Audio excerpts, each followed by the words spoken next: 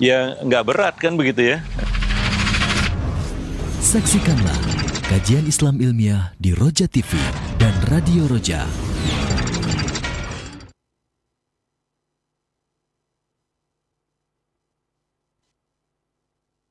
Simak Radio Roja Bogor 100.1 FM, Radio Roja Majalengka 93.1 FM, Radio Roja Palu 101,8 FM, dan Radio Roja Bandung 104.3 FM. Menebar cahaya sunnah.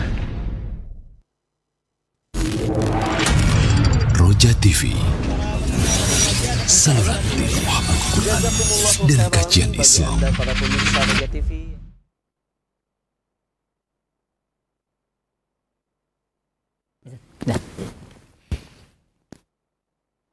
Assalamualaikum warahmatullahi wabarakatuh. Alhamdulillah wassalatu wassalamu ala Rasulillah nabiyina Muhammadin wa ala alihi wa ashabihi wa man wala. Asyhadu an la ilaha illallah wa la syarikalah wa asyhadu anna Muhammadan abduhu wa rasuluhu amma ba'du. Ikhwatul Islam, azakumullah, sahabat Roja dimanapun Anda berada. Alhamdulillah di kesempatan pagi hari ini kita dapat bersua kembali dan kita akan ikuti bersama kajian ilmiah yang kami hadirkan secara langsung dari pembahasan rutin, pembahasan mengenai parenting, yaitu pembahasan remaja diambil dari buku yang berjudul Ada Apa Dengan Remaja yang disusun oleh Al-Ustaz Abu Ihsan Al-Maidani hafizahullah. Di setiap Selasa pagi ini, alhamdulillah beliau berkenan kembali hadir di studio untuk menyampaikan faedah-faedah dari buku yang akan disampaikan materinya. Dan seperti biasa kepada Anda sahabat Roja sekalian, setelah materi kami akan buka sesi interaktif, sesi tanya jawab. Bagi Anda yang ingin bertanya perihal pembahasan ini, silahkan bisa mengirimkan pertanyaan melalui layanan pesan WhatsApp di nomor 0218236543. Baik, kita akan simak bersama materi yang akan disampaikan kepada Ustadz, kami persilahkan. Assalamualaikum warahmatullahi wabarakatuh. Innal hamdalillah nahmaduhu wa nasta'inuhu wa nastaghfiruh wa na'udzu billahi min syururi anfusina wa sayyiati a'malina. May yahdihillahu fala mudhillalah wa may yudlil fala hadiyalah. Asyhadu an la ilaha illallah wahdahu la syarikalah wa asyhadu anna Muhammadan abduhu wa rasuluh. Ya ayyuhalladzina amanu ittaqullaha haqqa tuqatih wa la tamutunna illa wa antum muslimun, amma ba'du. Fa inna ahsanal kalami kalamullah wa khairal huda huda Rasulillah sallallahu alaihi wasallam wa syarrul umur muhdatsatuha wa kullu muhdatsatin bid'ah wa kullu bid'atin dhalalah wa kullu dhalalatin finnar. Ma'asyarul muslimin, para pemirsa sahabat Roja yang dimuliakan Allah, semoga Allah Subhanahu wa taala mencurahkan rahmat dan karunia-Nya kepada kita semua. Alhamdulillah, kita pagi ini dapat bertemu kembali masih bersama buku Ada Apa Dengan Remaja. Kita akan lanjutkan pembicaraan kita masih berkenaan dengan bagaimana orang tua menyikapi perilaku negatif pada anak, atau yang mereka sebut sebagai kenakalan, atau kita sebut sebagai suatu perilaku negatif. Sudah 6 poin kita bahas, ya.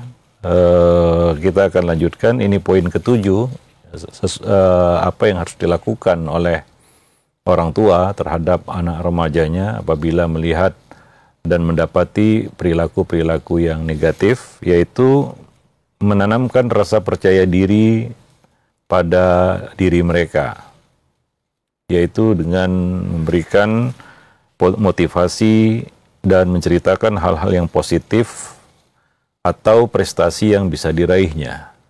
Ya, kadang-kadang orang itu menjadi minder, nggak percaya diri karena dia nggak tahu potensi dirinya. Maka tumbuhkan dan bangkitkan kepercayaan diri. Seperti Nabi pernah berkata kepada para sahabat, ihris ala ma yanfa'uk.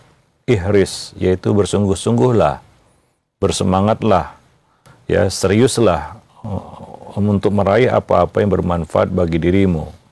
Ya, jadi pikiran yang positif ini harus dimunculkan pada diri mereka, sehingga mereka tidak minder atau merasa tidak mampu, ya, manusia jika diletakkan pada tempatnya, insya Allah dia akan bisa berbuat sesuatu. Anzilin nas manazilahum. Yang perlu kita lakukan adalah tempatkan manusia sesuai dengan tempatnya. Ya, letakkan dia menurut porsinya dan kadarnya. Ya, dan dia pasti mampu berbuat sesuatu. Ya, tapi kalau dijatuhkan mentalnya, dia akan menjadi pribadi yang lemah, ajas. Nabi mengatakan wala ta'jiz, jangan lemah, yaitu merasa tidak mampu. Padahal punya kemampuan, punya potensi, ya Allah karuniai suatu kelebihan. Tapi kadang-kadang pendidik tidak mampu mengeksplor kelebihan-kelebihan yang ada pada anak, sehingga mereka sendiri kadang-kadang bertanya-tanya, saya ini bisa apa?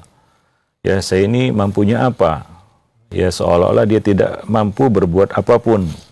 Ya, nah maka kita harus bangkitkan ya kepercayaan dirinya. Ya, oleh karena itu ini perlu pendampingan dari pendidiknya. Ya, di samping memberikan motivasi, membuka jalan dan membantu, mendorong dari belakang.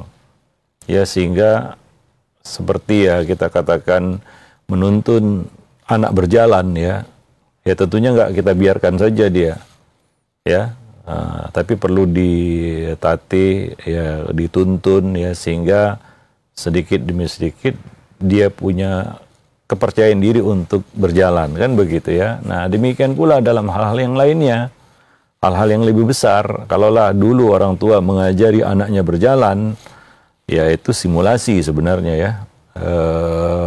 Untuk hal-hal yang lebih besar lagi, ya sama sebenarnya. Seperti mengajari anak berjalan itu, seperti mengajari anak berbicara.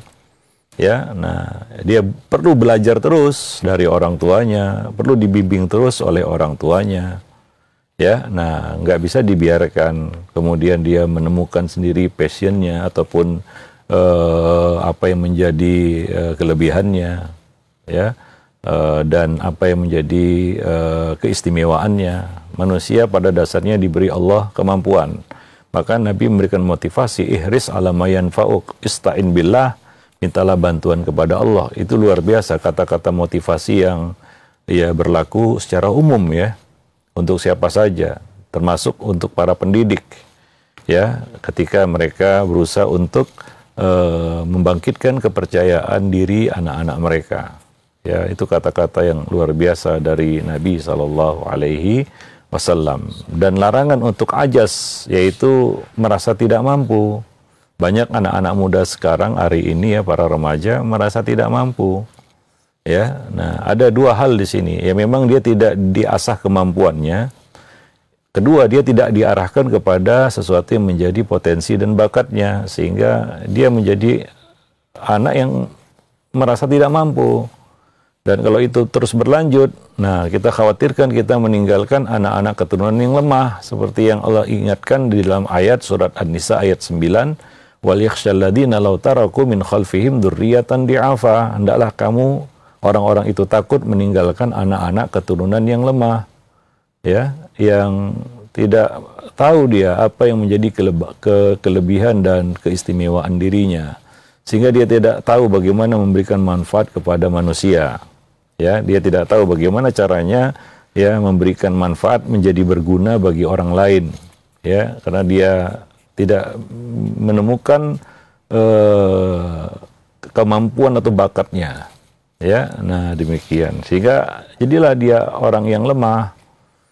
Ya, mungkin dia jadi orang yang bergantung kepada orang lain, dan ujung-ujungnya dia jadi beban bagi orang lain. Beban, kadang-kadang beban juga bagi orang tuanya, ya. Nah, demikian, wallahu a'lam bishawab. Dan juga kita perlu ya berkomunikasi, kadang-kadang berdialog, ya, membicarakan tentang prestasi-prestasi yang diraihnya atau yang belum diraihnya, berbicara tentang cita-cita, ya, nah, tentang keinginan, ya. Nah, manusia harus diberi motivasi ya, supaya dia minimal punya tujuan ya yang bisa diraihnya. Ya, tujuan itu ada yang jangka pendek, jangka panjang. Ya, nah demikian. Ya, ini di luar cita-cita setiap muslim masuk surga, iya itu pasti ya. Tapi ya ada yang namanya cita-cita jangka pendek ya di dunia.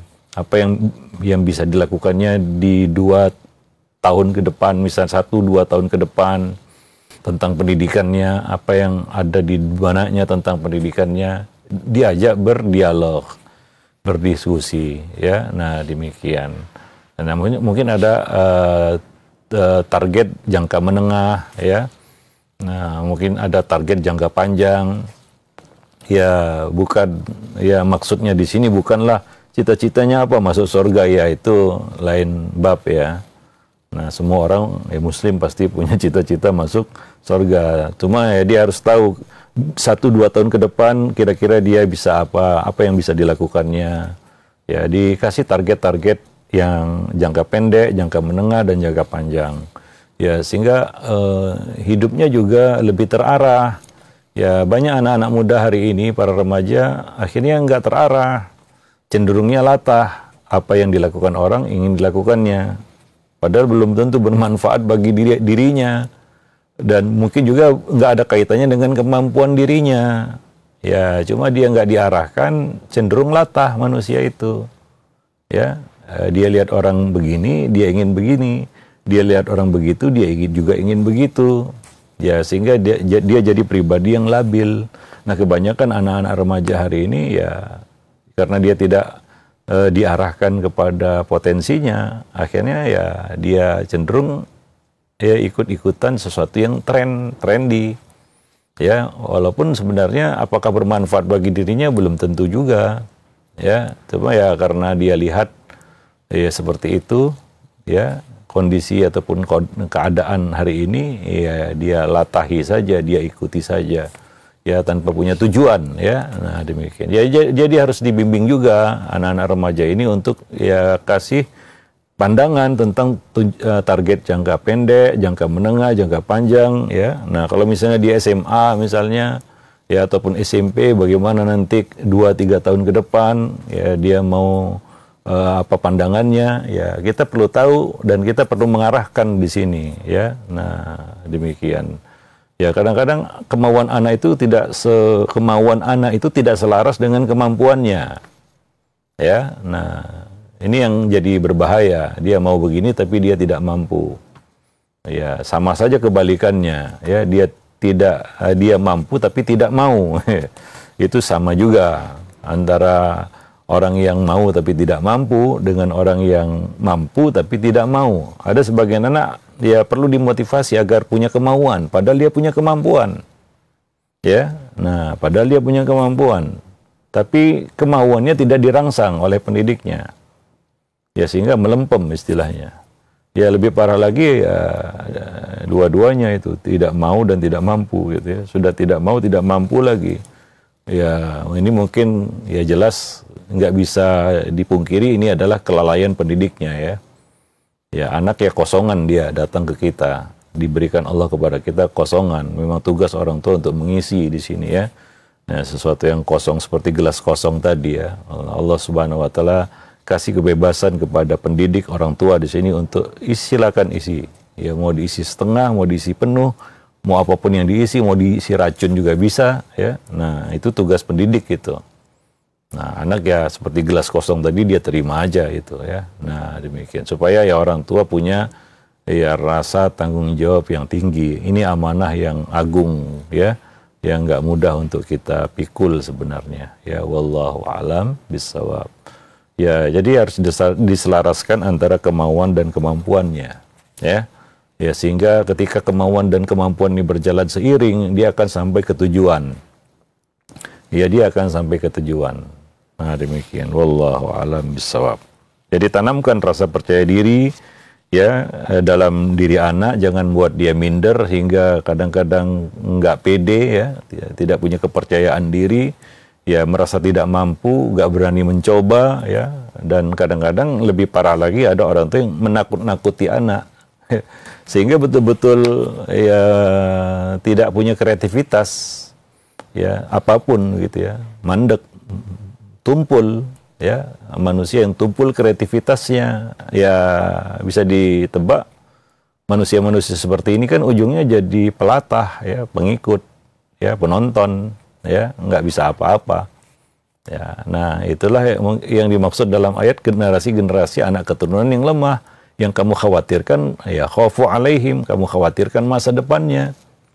Ya kita tahu hari ini, ya dunia telah memberikan gambaran kepada kita bagaimana persaingan ke depan itu akan jauh lebih hebat, lebih sulit. Ya, nah nggak bisa dianggap remeh, nggak bisa dipandang enteng. Ya, pemenang sebenarnya adalah yang berhasil mempersiapkan generasinya. Itulah pemenang sesungguhnya hari ini. Ya, siapa yang paling bisa untuk, paling mampu dan paling berhasil, paling sukses untuk mempersiapkan generasinya. Nah, sering kita ulang-ulang, ya sekarang sebenarnya ya peperangan yang hakiki itu peperangan dalam hal mempersiapkan generasi. Nah, kalau kita gagal mempersiapkan generasi, ya kita tidak menjadi bangsa apapun, gitu ya, tidak bisa apapun, dan terus didikte ya oleh ya bangsa lain, begitu. Nah demikian. Ya pepatah itu tetap berlaku. Ya orang bodoh selamanya akan jadi makanan orang pintar. Nah itu berlaku ya sampai hari kiamat gitu. Ya, maka Nabi menyuruh kita untuk mempersiapkan generasi, mempersiapkan kekuatan dan segalanya.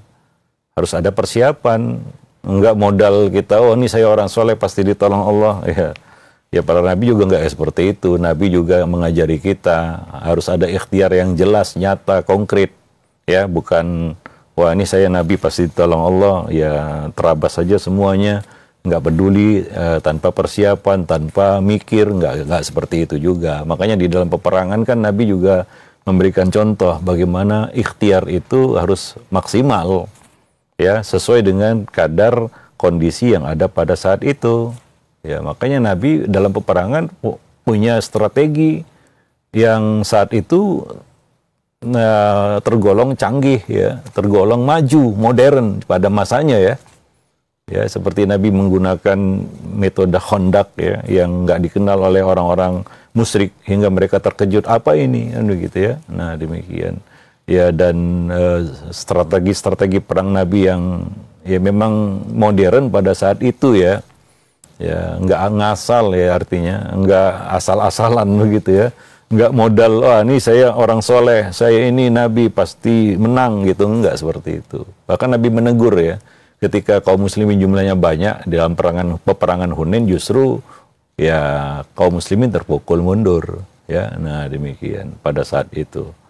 Wallahu a'lam bishawab. Artinya Nabi mengajari kita ya bagaimana muslim itu ya, mukmin itu ya harus bersiap-siap, mempersiapkan diri ya. Nah dan tidak kalah dari musuhnya. Ya, nah walaupun kalah kuantitas ya jumlah, tapi tidak kalah kualitas dalam segala bidang ya. Nah demikian. Mereka punya pasukan berkuda, Nabi juga punya pasukan berkuda. Ya walaupun nggak sama jumlahnya. Mereka punya pemanah, Nabi juga punya pemanah. Ya. Nah walaupun jumlahnya berbeda. Ya, demikian ya. Demikian juga para sahabat, dulu ada yang namanya manjanik, yaitu alat pelempar batu ya, kalau sekarang seperti rudal begitu ya. Nah musuh pakai itu, para sahabat juga pakai ya, walaupun kalah kuantitas jumlah, tapi secara kualitas sama begitu ya. Nah seperti itu. Nah nggak mungkin kan orang pakai musuh pakai manjanik. Yang manjanik itu seperti pelontar peluru gitu ya. Pakai batu dulu ya, atau pakai tembaga ya. Kemudian kaum muslimin ya pakai ya modal tombak atau modal pedang ya, nggak imbang kan begitu ya. Ya nggak seperti itu cara berpikir para sahabat dulu kan begitu ya. Nah demikian ya, harus mengikuti dengan perkembangan yang ada. Artinya apa ya, itulah hari ini peperangan sesungguhnya hari ini ya. Nah yaitu bagaimana kita bisa mempersiapkan generasi Nah, kalau kita gagal di situ ya maka selamanya kita akan jadi pecundang nantinya. Ya, nah demikian. Jangan salahkan siapa-siapa. Jangan katakan, oh ya Allah nggak menolong kita. Kenapa Allah tak menolong kita? Nggak seperti itu teriakannya ya. Tapi ya semua itu karena perbuatan kamu sendiri. Innallaha la yughayyiru ma biqaumin hatta yughayyiru ma bi anfusihim. Allah tidak akan merubah nasib satu kaum sehingga kaum itu merubah diri mereka. Ya, nah demikian. Wallahu a'lam bishawab. Jadi itu tugas kita untuk mempersiapkan generasi-generasi yang bisa diandalkan begitu ya, yang punya potensi dan maksimal dengan potensi yang ada pada mereka. Ya, nah demikian. Wallahu a'lam bishawab. Yang berikutnya, yang ke-8. Gunakan berbagai cara positif untuk menghadapinya. Sebelum memberi hukuman, selalu kita sampaikan, hukuman itu bukan tujuan. Salah besar kalau orang tua ya ketika berhadapan dengan anak ya yang menjadi concernnya, fokusnya adalah memberikan hukuman. Kesannya nanti orang tua itu cuma mencari-cari kesalahan anak. Ya, anak nggak perlu dicari-cari kesalahannya. Ya, pasti salah dia. Ya, itu memang anak begitu ya. Gimana apa kita pandang dia sebagai orang yang sempurna dewasa begitu yang nggak bisa buat salah, nggak mungkin kan ya. Nah, jadi pendekatannya harus dirubah ya, gunakan cara positif untuk menghadapinya ya. Nah, tujuan kita adalah mengeliminir hal-hal negatif itu. Ya, sebelum memberi hukuman. Makanya bukan nggak ada konsep hukuman dalam Islam, ada. Nabi sendiri mengatakan wadribuhum fi asyrin. Ya, pukullah dia di usia 10 tahun. Tapi apakah Nabi betul-betul melakukannya? Tidak. Ya, nah demikian juga tentang istri. Ya, Al-Qur'an mengatakan ya pertama nasihat. Ya, nah kedua ya jauhi dia, pisah ranjang istilahnya. Ketiga, pukul. Tapi kan Nabi nggak pernah mukul istri, ya walaupun konsep hukuman itu ada. Cuma bukan berarti kita harus menghukum gitu ya. Karena sebagian orang mindsetnya itu memang kapan saya memberikan hukuman begitu, seolah-olah hukuman itu jadi tujuan. Kalau nggak menghukum nggak sah gitu ya. Nah, seperti ya di sekolah-sekolah, lembaga-lembaga pendidikan kita hari ini, kayaknya hukuman itu jadi tujuan jadinya ya. Nah, sehingga nafsunya itu memang menghukum murid begitu ya. Menghukum anak itu perlu dihukum gitu. Seperti itu, dan akhirnya muncullah generasi-generasi yang kebal hukuman. Dia sudah resisten dengan hukuman. Ya, hukuman itu udah kapalan di kulitnya begitu ya. Macam kapalan di kulitnya begitu, nggak terasa lagi dia. Karena pendidiknya mengedepankan pendekatan hukuman, ya sehingga orang itu sudah terbiasa dihukum dari kecil, ya. Sehingga dia nggak takut lagi dengan yang namanya hukuman, nggak membuat dia jerah sama sekali.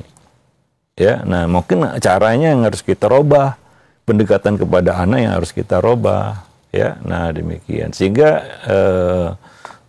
tidak terkesan ya bahwasanya ya sebagian anak ya, bahkan dia mengaku sendiri ya, ketika dia orang tuanya mulai berkomunikasi ataupun mulai bicara kepada dirinya, ya, anak itu sudah menebak ini pasti orang tuanya ingin memberikan hukuman ini. Ya, jadi urusan orang tua dengan anak itu ketika orang tua mau memberikan hukuman itu saja begitu ya. Ada kesan seperti itu nantinya ya, dan itu terbaca jelas sebenarnya. Ya, di sekolah juga kadang-kadang pendekatan yang instan yang ingin kita ambil adalah pendekatan hukuman, kan begitu ya. Kita merasa dengan hukuman itu instan sifatnya. Anak itu bisa berubah begitu ya. Anak itu bisa paham.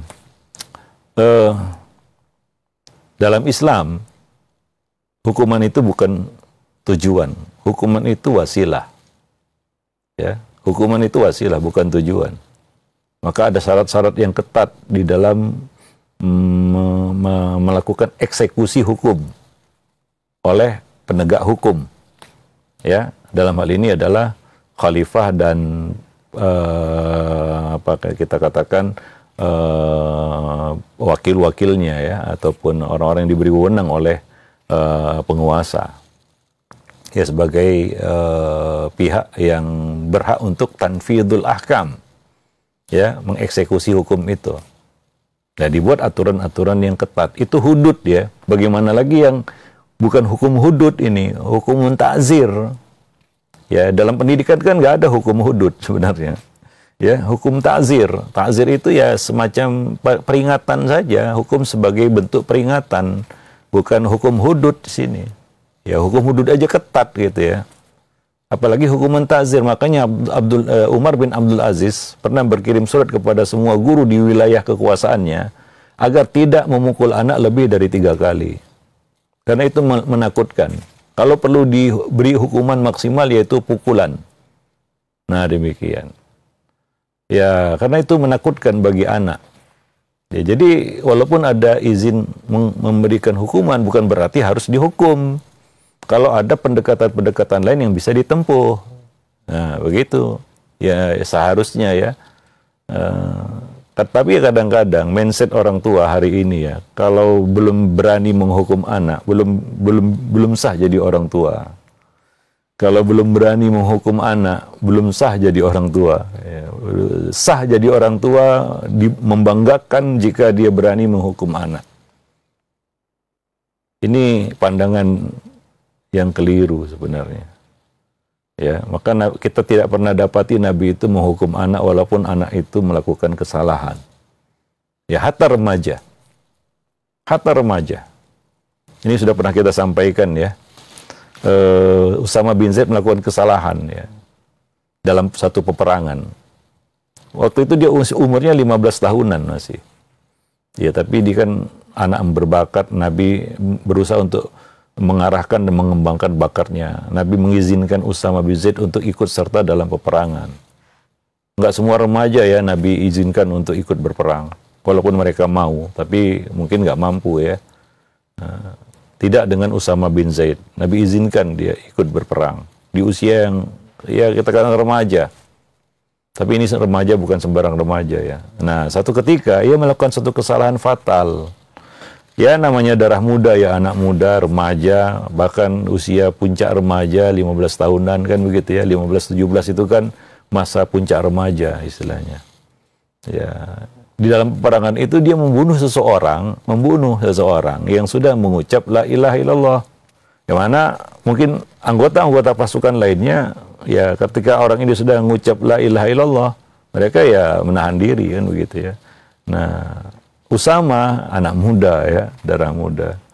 Ya, dia lihat, dia pandang orang ini cuma pura-pura. Karena sebelumnya orang ini telah membunuh banyak kaum muslimin ya. Tiba-tiba ketika dia sudah kepepet, sudah terdesak, ya dia mengucap la ilaha illallah. Dalam pandangan Usama, ya istihadnya Usama ya. Ini orang pura-pura aja begitu ya. Akhirnya ia mengayunkan pedangnya dan orang ini pun mati ya. Setelah dia mengucap la ilaha illallah. Sampailah berita ini kepada Nabi. Ini kesalahan fatal sekali. Ya, karena gimana pun orang itu sudah mengucap la ilaha illallah ya. Ini kesalahan fatal. Dan ini dilaporkan kepada Nabi. Sampai kepada Nabi. Nabi memanggil Usama. Apakah Nabi memberikan hukuman? Kamu diskorsing, nggak boleh ikut perang lagi, buat kacau atau dihukum? Enggak. Nabi cuma memberikan pelajaran kepada Usama. Dan menjelaskan itu salah fatal. Tapi bagaimana Nabi memberikan efek jera kepada Usama? Apakah dengan hukuman, diskorsing gitu ya, nggak boleh ikut perang lagi? Enggak, bahkan Nabi ya tetap memberikan kepercayaan dan di usia 18 tahun, yaitu lebih kurang 3 tahun kemudian, Usama dipercaya menjadi panglima perang oleh Nabi SAW untuk diutus ke negeri Syam berhadapan dengan pasukan Romawi. Ya, nah demikian. Tapi bagaimana Nabi memberikan pelajaran ya kepada Usama sehingga ia menjadi lebih matang. Jadi pendekatannya bukan pendekatan hukuman ya. Nabi berkata kepadanya saat itu, aqtaltahu ba'da ayyakula la ilaha illallah. Apakah kamu membunuhnya setelah dia mengucapkan la ilaha illallah? Usama membela diri dan berkata, dia berpura-pura ya Rasulullah. Nabi mengatakan, asyaqaita qalbah, apakah kamu sudah belah dadanya? Nah, kemudian Nabi berkata kepada Usama, Wa kaifa bika bila ilaha illallah yaumil qiyamah. Bagaimana kamu menghadapi la ilaha illallahnya pada hari kiamat? Itu yang membuat Usama nggak bisa tidur ya. Dan berkata, duhai kiranya aku baru muslim saat itu gitu ya. Nah, itu penyesalan ya, kata-kata penyesalan. Yang membuat anak itu bisa belajar dari kesalahannya. Ya, bukan dengan hukuman ya. Nah, tapi kadang-kadang kita kurang sabar aja ya. Kita ingin hasil yang instan, cara cepat ya, sesuai dengan apa yang kita inginkan, maka kita pun melakukan pendekatan hukuman tadi. Kita tidak menafikan ya, konsep hukuman dalam Islam ada. Cuma bukan berarti kita berlebihan di dalam bab tersebut ya, atau menjadikannya sebagai tujuan ya. Nah, wallahu a'lam bishawab. Ya, jadi banyak metode-metode pendidikan positif dan efektif dalam berinteraksi dengan remaja. Terutama ketika kita mendapati kesalahannya atau perilaku negatifnya ya. Nah, diantaranya adalah berdialog untuk memahami kesalahannya, latar belakang, alasannya. Ya, nah manusia itu senang dimanusiakan, gitu ya. Dihargai dia itu senang, walaupun dia seorang bocah ataupun remaja.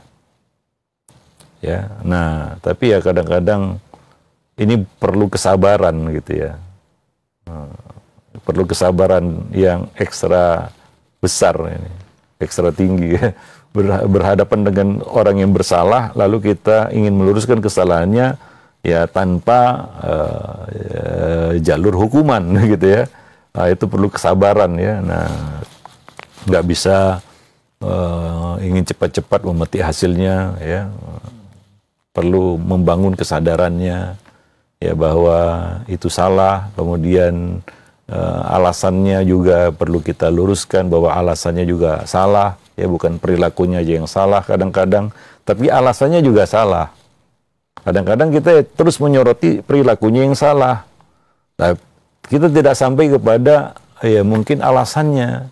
Alasannya mungkin juga salah, yang itu yang lebih penting untuk diluruskan sebenarnya ya. Alasan dia melakukan itu, ya apa yang dilakukannya itu salah. Tapi alasan dia mungkin juga salah begitu. Nah, kita tidak sampai ke akar itu begitu ya. Kita hanya menyoroti kesalahannya saja. Nah, kesalahan ini bisa dilakukan 2, 3, 4, 5, 6, 7 kan gitu ya, dengan alasan yang sama begitu ya.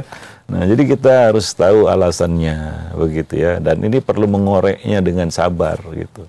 Nggak bisa kesusu dan memaksa, karena kita sudah sampaikan manusia itu pada dasarnya nggak suka dipaksa. La ikroha fiddin ya. Nah, demikian. Nah, setelah itu berikan ya jalan keluar ya, bahwa mungkin kita perlu meluruskan ya cara pandangnya itu mungkin salah, alasan dia berbuat hal yang salah itu adalah salah, kan begitu ya. Nah, hingga dia bisa memperbaiki perilaku-perilaku yang menyimpang tadi, sampai ke akarnya begitu ya. Nah, demikian. Jadi itu lebih efektif ya. Nah, tanpa menimbulkan konflik sebenarnya di dalam dirinya juga, kan begitu. Wallahu a'lam bishawab. Nah, itu yang ke-8. Jadi ini ya tentunya para orang tua ya perlu kesabaran ya untuk bisa sampai ke hati anak. Karena sekali lagi mendidik ini memang intinya kan kita menaklukkan hati manusia ya. Hati manusia yang notabene nggak bisa dipaksa-paksa, kan begitu ya. Yang penuh dengan misteri, ada sesuatu yang tersembunyi ya. Nah, yang ya kita aja penuh dengan misteri dan ada hal-hal yang kita sembunyikan ya, apalagi sama aja itu orang lain juga seperti itu ya. Nah, tapi kalau ada orang yang maksa-maksa kita kan kita akan tetap menyembunyikannya begitu ya. Kita tetap akan menahan diri. Kita kan nggak mau dipaksa juga ya. Tapi ada momen di mana hati kita tersentuh dan kita mau ya sharing ataupun terbuka kepada seseorang. Kalau pendekatannya halus kan begitu ya. Kalau ada orang yang kasar sama kita, kemudian dia maksa-maksa kita, kita pun akan, ya otomatis saja itu. Semua orang seperti itu. Kita akan menahan diri dan kita akan menyembunyikan alasan kita. Ya, bahkan kita mungkin akan membela kesalahan kita. Kita nggak mau mengakui kesalahan kita, begitu ya. Nah, tapi kalau ada orang yang datang kepada kita dengan pendekatan yang lebih santun, yang positif, hati kita tersentuh dan kita juga mau mengakui kesalahan dan mau berbagi terus terang ya, bahwa alasan kita melakukan kesalahan itu adalah ini, ya. Nah, demikian. Sehingga itu lebih mudah bagi kita untuk memperbaiki kesalahan-kesalahan kita, begitu. Ya, sama aja anak-anak kita juga seperti itu. Mereka juga anak manusia, ya, sama seperti kita manusia. Maka manusia itu akan senang kalau dimanusiakan, gitu ya. Ya, demikian. Wallahu a'lam bishawab. Ya. Tapi kalau kita katakan dihakimi, nggak ada orang yang suka dihakimi. Ya, maka coba lihat pendekatan Nabi terutama kepada anak-anak dan remaja. Ya, Nabi tidak berdiri di depan mereka sebagai hakim, ya, jaksa penuntut umum yang main vonis, hukum gitu, ya, enggak. Karena beliau berdiri di depan mereka sebagai pendidik, ya, bukan sebagai jaksa penuntut umum gitu, ya, tapi berdiri di depan mereka sebagai pendidik yang santun dan sabar. Ya, wallahu alam bissawab. Walaupun itu kadang-kadang dibisiki setan ke telinga pendidik ini, wah kamu lemah, kamu kalah sama anak didikmu, sama anakmu sendiri, ya, kamu nggak berdaya dan lain sebagainya. Ya, setan ingin mengacaukan sebenarnya itu, ya, mengacaukan apa yang kita buat, apa yang kita lakukan, ya. Nah, dengan membuyarkan kesabaran kita. Orang itu kalau sudah kehilangan kesabaran, kehilangan kesantunan. Nah, kalau sudah kehilangan kesantunan, hilang bijaksananya. Ya, semuanya hilang. Hilang kelemah lembutannya, hilang cinta dan kasih sayangnya, ya, dan banyak lagi, ya, dia akan kehilangan banyak hal.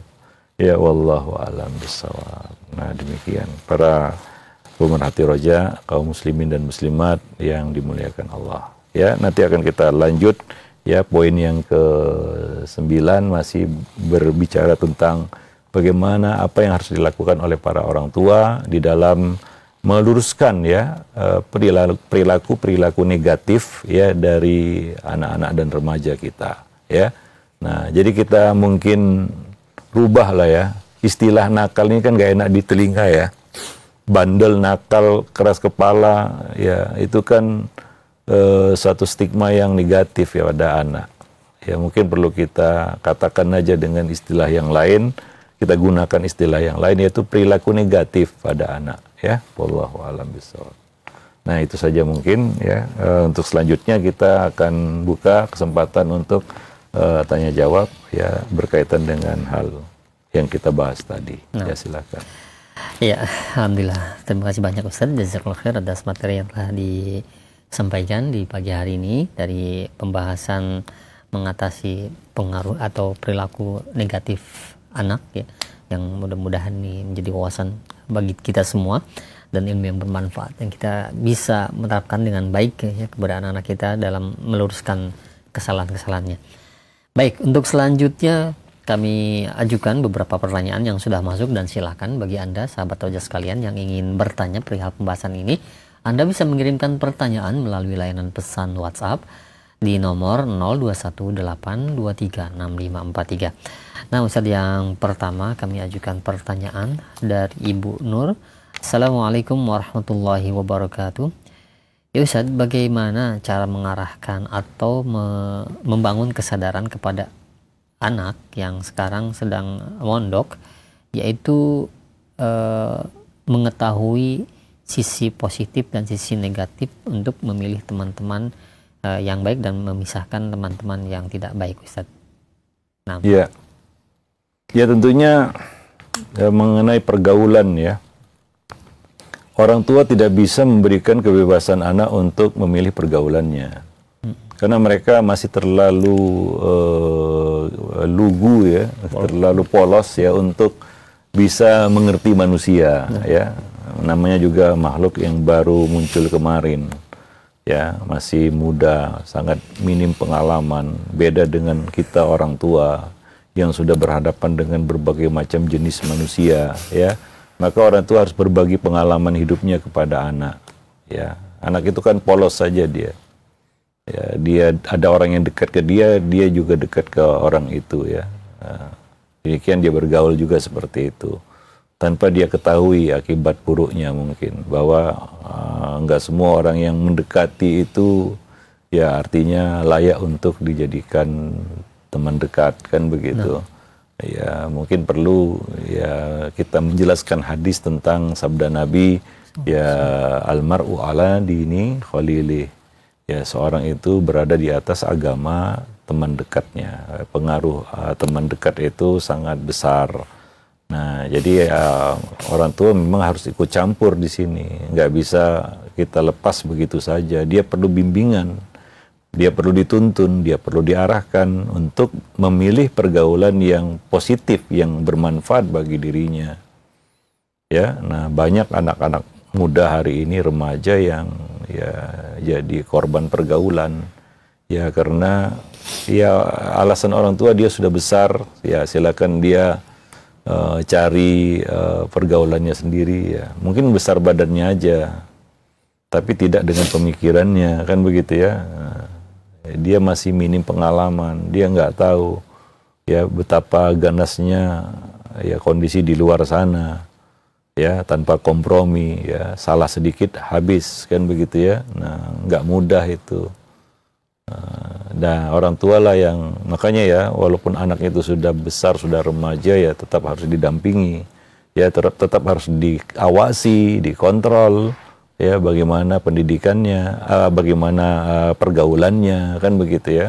Nah dengan siapa dia bergaul, ya ada perlu diarahkan ya kepada pergaulan yang positif, dan itu tugas pendidik di sini. Ya, nah demikian. Wallahu alam bissawab.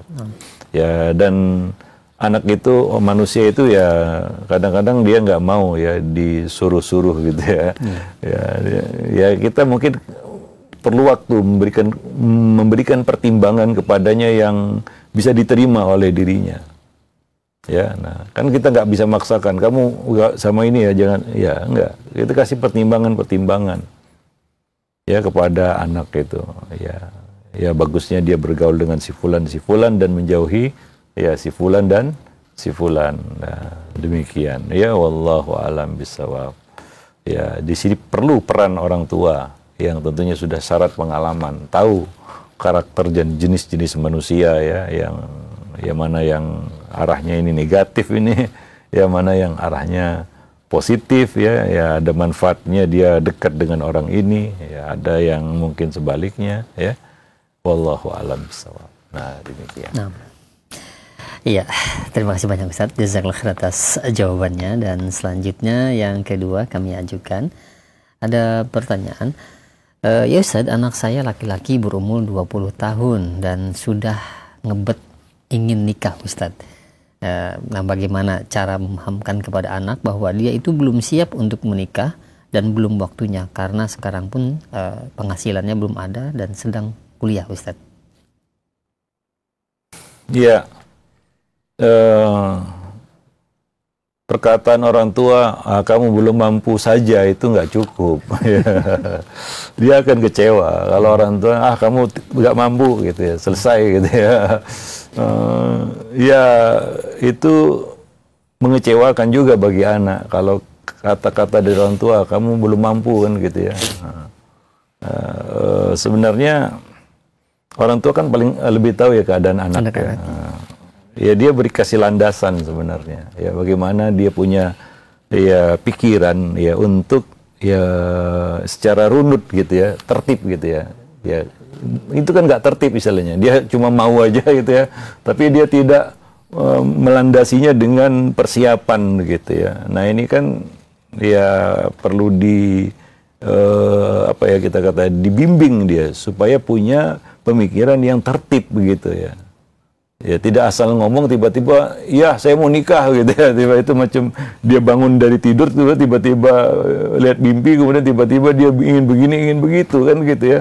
Nah artinya ada yang salah di sini. Kenapa dia cara berpikirnya tidak tertib gitu ya. Nah itu yang harus yang harus dibimbing oleh orang tua. Bagaimana dia punya pemikiran yang tertib. Ya, itu kan harus nggak bisa dadakan gitu ya. Gimana dikasih keterampilan, dikasih kepercayaan, dibuka jalan, diarahkan sehingga dia berpikir ini sebenarnya orang tua saya ingin mempersiapkan saya untuk untuk menikah, kan begitu ya. Nah, sehingga ya dia punya cara berpikir yang tertib gitu ya, tidak lompat-lompat tiba-tiba nggak ada angin nggak ada hujan, tiba-tiba dia bicara nikah gitu ya. Nah, kenapa kok kayak gini gitu ya? Itu kan cara berpikir yang nggak tertib gitu ya. Nah, ya di sinilah pentingnya orang, kita katakan peran dan kehadiran pendidik ya, orang tua di sini ya. Nah, demikian. Anak itu ya mungkin dari ya ketika dia sudah mulai menginjak remaja itu sudah mulai dilatih, diberi tanggung jawab, kepercayaan ya, walaupun kadang-kadang mengecewakan tapi diulang lagi dan diulang lagi, kan begitu ya. Sehingga ya anak itu juga apa ya, kita katakan mengerti dia bahwa dia sedang diarahkan oleh orang tuanya. Ya, sehingga ini persiapan untuk ke jenjang pernikahan, kan gitu ya. Sehingga ketika dia ngomong nikah itu sudah apa ya, masuk akal gitu ya. Nah, enggak tiba-tiba orang tua juga akhirnya responnya juga ya negatif, artinya wah kamu nggak mampu, selesai gitu ya. Terus gimana gitu ya. Hanya bisa ngomong seperti itu orang tua, kamu nggak mampu. Nah, ya kapan dia mampunya begitu ya. Nah, demikian. Makanya ya ketika Nabi berbicara kepada para pemuda, ya ma'syarus syabab man istata minkumul ba'ah, Nabi kaitkan itu dengan kemampuan untuk ba'ah. Di sini orang tua harus ngeh sebenarnya.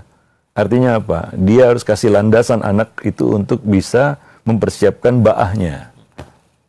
Itu harusnya cara berpikirnya ya. Sehingga remaja itu punya cara berpikir yang tertib begitu ya, nggak lompat-lompat seperti yang ditanyakan di dalam soalnya. Nggak ada angin, nggak ada, tiba-tiba dia macam bangun tidur tiba-tiba minta kawin sama ayahnya atau sama ibunya gitu. Repot gitu kan gitu ya. Nah, seorang tuanya juga bingung ya, responnya cuma kamu nggak mampu gitu ya, selesai ya. Terlalu apa ya, kita katakan terlalu dangkal pembicaraan seperti itu dengan anak remaja ya. Apalagi ini tadi yang ditanyakan ini usia akhir remaja, pradewasa 20 tahun. Nah, masalah kuliah, masih kuliah dan sudah lulus kuliah itu bukan alasan sebenarnya. Ya, kuliah juga kan tidak menghalangi anak itu untuk berumah tangga kan. Ini kesalahan berpikir banyak orang adalah membenturkan dua kewajiban yang berbeda gitu ya. Padahal kewajiban itu, masing-masing kewajiban itu bisa dilakukan secara terpisah gitu ya. Nah, demikian. Wallahu a'lam. Tapi bagaimana ya tugas pendidik ini, orang tua memberikan landasan berpikir yang tertib kepada anak remaja. Apalagi ini bukan sebentar udah lewat masa remajanya. 20 tahun ke atas itu kan sudah lepas landas istilahnya.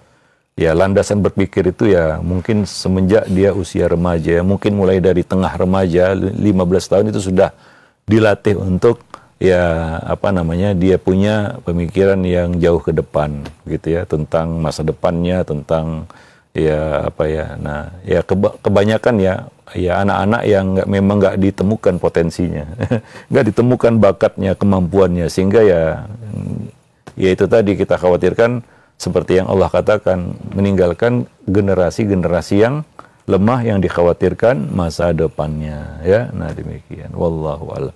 So, ya kalau dia betul-betul nggak ada persiapan itu ya pusing juga tuh orang tua kan begitu ya. Ya, demikian. Alhamdulillah, baik, terima kasih banyak Ustaz. Iya. Jazakallahu khair atas jawaban dan penjelasannya. Demikian ya untuk yang bertanya, dan selanjutnya ada pertanyaan kembali. Nah, ada pertanyaan ya Ustaz, apakah kita ada tanggung jawab kepada anak dari adik kita atau keponakan Ustaz? Karena orang tuanya itu terlihat kurang tanggung jawab terhadap pendidikan anaknya, terutama masalah agamanya Ustaz. Ibunya pergi menjadi TKI dan ayahnya tidak bekerja dan kurang peduli terhadap pendidikan anaknya tadi. Nah, apakah kita nanti ketika di akhirat akan dimintai pertanggungjawaban akan anak atau keponakan tersebut, Ustaz? Iya, itu sudah bab yang berbeda ya. Di sini babnya ta'awun 'alal birri wa taqwa, tawasi bil haqqi was sabri, kan begitu ya. Ya, kita punya kewajiban terhadap orang tuanya, kita juga punya kewajiban terhadap anak tersebut. Tapi ya tentunya sebatas kemampuan kita ya. Karena akses kita kan terbatas di sini ya. Kita kan orang luar istilahnya. Tapi kita ya tetap harus menunjukkan kepedulian ya, ta'awunlah dalam kebaikan dan ketakwaan. Anak ini perlu dibantu ya pasti kan begitu ya. Nah, apalagi kita termasuk orang dekatnya. Ya, maka kita bantu anak ini. Tapi yang perlu dibantu bukan anak ini saja ya. Orang tuanya juga perlu diarahkan juga, ya, dinasihati kan begitu ya, diarahkan ya. Nah, orang tuanya perlu bantuan juga ini ya. Nah, seperti itu ya. Nah, memang itu ya ujian bagi sebagian orang ya. Ya, ketidaksiapannya untuk ya mengemban kewajiban dan amanah tersebut ya. Sehingga ya banyak yang menelantarkannya seperti ini ya. Nah, demikian. Ya mungkin orang tuanya sibuk dengan kesibukan masing-masing sehingga anak menjadi terlantar, tidak diperhatikan sama sekali ya. Nah, jadi korban di sini anak kan begitu ya. Nah, demikian. Ya, kita selaku salah satu orang yang mungkin dekat dan punya hubungan kekerabatan dengan mereka ya, dengan keluarga ini ya, kita harus membantu kan begitu ya. Ya sesuai dengan ya kapasitas kita juga kan begitu. Nah, demikian. Ya ternyata tidak sama ya kewajiban orang tua terhadap si anak ini dengan kita yang ya mungkin di luar itu ya terhadap mereka ya. Wallahu a'lam bishawab. Tapi ya begitulah hidup, saling membantu gitu ya. Ya karena hidup ini kan judulnya satu itu ya, itu saling gitu ya. Ya saling membantu, saling menasihati kan begitu ya. Nah, demikian. Ya mungkin kondisinya sekarang dia perlu dibantu, maka bantulah dia ya. Nah, wallahu alam bisawab. Nah, Ustaz, alhamdulillah. Baik, terima kasih banyak Ustaz atas jawaban dan nasihatnya. Dan selanjutnya ini ada pertanyaan dari Ibu Irina. Ya Ustaz, anak pertama saya laki-laki yang merupakan anak dari suami pertama yang berusia saat ini 11 tahun, dan saya telah menikah lagi dengan suami yang kedua Ustadz dan memiliki anak umur 4 tahun. Namun anak saya yang laki-laki tersebut itu kurang mendapatkan figur dari seorang ayah Ustadz, baik dari yang pertama yang tidak ada komunikasi apapun, dan juga suami yang sekarang kurang mendapatkan perhatian. Dan akhirnya saya pernah mendapati dia mengambil uang dari dompet suami saya Ustadz. Nah, saya bingung harus bagaimana Ustadz cara memberitahunya. Ya, memang idealnya ini narasi Quran ya dan hadis adalah abuwain ya. Kedua orang tua yang harus berjalan seiring satu derap langkah ya, tidak tumpang tindih. Karena mendidik itu tugas yang berat ya. Kita menghadapi makhluk hidup yang bernama manusia, dan itu nggak gampang ya. Makanya dalam Islam selalu disebut abuwain, dua orang tua yang punya tanggung jawab yang sama porsinya ya. Nah, terhadap anak ini ya, tidak ideal memang single parent, walaupun bukan nggak bisa ya. Nah, cuma akan berat sekali kan seperti ini. Ya mungkin perlu dilibatkan di sini ya orang tua angkatnya ataupun ayah tirinya kan begitu ya. Betul. Cuma ya tidak semua, kadang-kadang ya ayah tiri ini bisa ya kita katakan ya mengambil kedudukan sebagai ayah kan gitu ya, seperti ayah kandungnya mungkin ya. Ya kalau dapat ya rezeki, kalau enggak ya memang kadang-kadang ya manusia enggak sama ya. Nah, demikian. Ada yang mungkin ya, belum siap ya untuk punya anak dari orang lain kan begitu ya. Nah, anak sambungnya istilahnya. Ada yang siap gitu ya. Nah, tapi ya perlu dibicarakan lah dengan ayah tirinya ini ya. Ya, semua kan untuk kemaslahatan keluarga kan begitu ya. Nah, demikian. Ya itu pekerjaan yang tidak mudah, apalagi semua harus dipikul oleh seorang ibu misalnya, ya itu pasti berat itu. Nah ya makanya ya ada hadisnya kan, Jabir bin Abdullah menikah, ada bercak bekas walimah pada bajunya. Nabi bertanya, ya, apakah engkau menikah dengan siapa, begitu ya? Ia berkata, saya menikahi janda. Nabi berkata, hala bikron, kenapa enggak gadis saja? Kamu bisa bermain-main dengannya dan dia bermain-main denganmu, ya gadis ya seperti yang kita ketahui ya. Nah, lebih natural mungkin ya, lebih polos gitu ya. Jabir memberikan alasannya, dan alasannya diterima Nabi ya. Ya, karena ia meninggalkan saudara-saudara perempuan yang perlu diurus. Nah, maka ia memilih janda yang mungkin dia pandang lebih mampu ya untuk mengurus saudara-saudara perempuannya, adik-adik perempuannya. Dan Nabi membenarkan gitu ya. Walaupun yang ideal bagi orang yang mau nikah mungkin menikahi seorang gadis ya. Nabi menganjurkan itu, kenapa kamu tidak pilih gadis, kan begitu ya. Ketika Jabir mengungkapkan alasan tersebut, Nabi diam. Artinya apa? Benar apa yang dilakukan oleh Jabir, kebijakannya ataupun keputusannya menikahi janda, ya itu benar. Gitu ya. Kenapa? Ada tujuan di balik itu, yaitu untuk mengurus adik-adik perempuannya. Nah di sini ya Jabir melihat sisi yang lain ya. Nah ya begitulah menikah, ya harus ada tujuan yang jelas kan begitu ya. Nah untuk apa menikah, apa dasarnya dan lain sebagainya. Ya bukan hanya untuk bersenang-senang belaka kan begitu ya, bukan untuk mencari kenikmatan sebentar kan begitu ya. Nah, ya tapi tidak siap dengan konsekuensinya kan begitu. Nah demikian. Ya dalam kondisi seperti ini misalnya ya kita ada anak dari suami yang pertama, ya kita cari suami yang baru ini ya. Ayah barunya ini yang memang siap gitu ya. Kalau perlu ya nggak mengapa, mungkin lebih memilih duda kan gitu. Contoh ini ya, bukan ya mungkin dia lebih ya mengayomi kan begitu ya, lebih bisa mengerti anak gitu ya, daripada mungkin yang ya bujangan kan gitu ya, belum siap dia punya anak juga kan gitu ya. Dari sisi usia mungkin dia juga masih ya hijau, ya pertimbangan-pertimbangan seperti itulah ya. Nah demikian. Jadi memang kita nikah itu bukan karena nafsu belaka, apalagi ada gerbong di belakang kita. Ya pandangan kita ya kita kadang-kadang hidup bukan untuk diri kita saja, ya kita hidup kadang-kadang untuk orang lain juga, ya untuk anak kita, untuk mungkin ada yang hidup untuk saudara-saudaranya kan begitu ya. Nah, maka dia pilihlah apa yang paling maslahat begitu. Wallahu a'lam bisawab. Insyaallah. Gitu. Ya mungkin sampai di sini dulu ya pertemuan kita, nanti akan kita lanjutkan pada pertemuan-pertemuan yang akan datang insyaallah. Subhanakallah bihamdik, asyhadu an la ilaha illa anta, astaghfiruka wa atubu ilaik.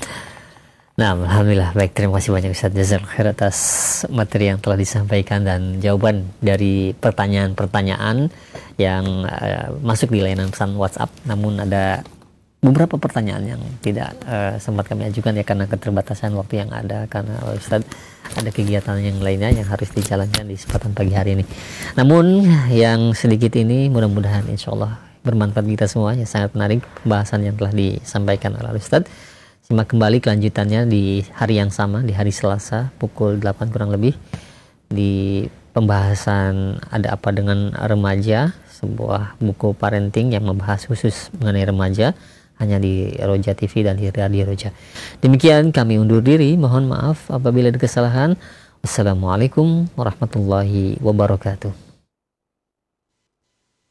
Simak Radio Roja Bogor 100.1 FM, Radio Roja Majalengka 93.1 FM.